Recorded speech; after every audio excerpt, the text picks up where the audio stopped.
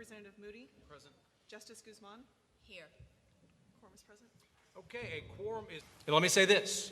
With hindsight, we can say the Robb Elementary was not adequately prepared for the risk of a school shooter.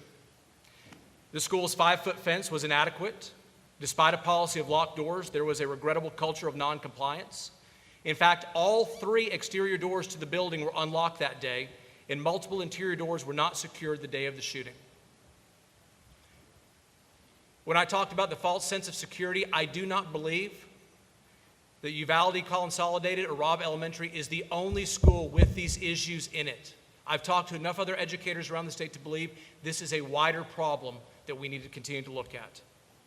How do you guys know that?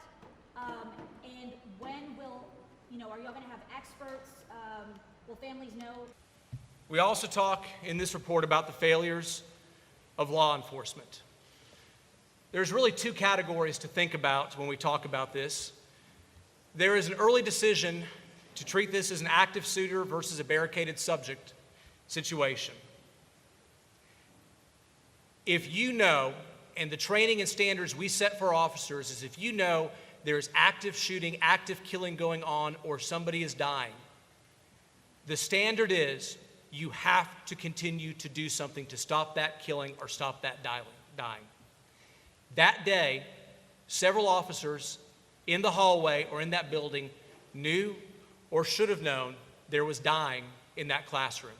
And they should have done more, acted with urgency, tried the door handles, tried to go in through the windows, tried to distract him, tried to do something to address the situation. In fairness, there were many officers at that scene who were either denied access to the building, were told misinformation, some were even told false information.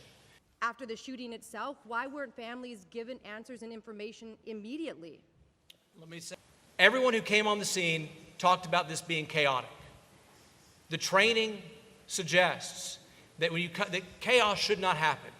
Inside the school, there should be a tactical commander, someone who's taking lead on dealing with the actual in the hallway. But there should also be an overall commander. Somebody who's an overall command, flowing the information, making sure everybody knows what is going on. The fact that there was no overall commander outside the building, where there should have been one, should have been known by many. At a minimum, there was multiple opportunities, depending on the relative training and experience of law enforcement officers, to at least ask more questions or offer their guidance to try to remedy the chaotic situation and make sure there was effective overall command. There was a lack of effective overall command that day. That's an important clarifying point. When will we have information? So that was confirmed to us by the investigation being done by the FBI and the DPS.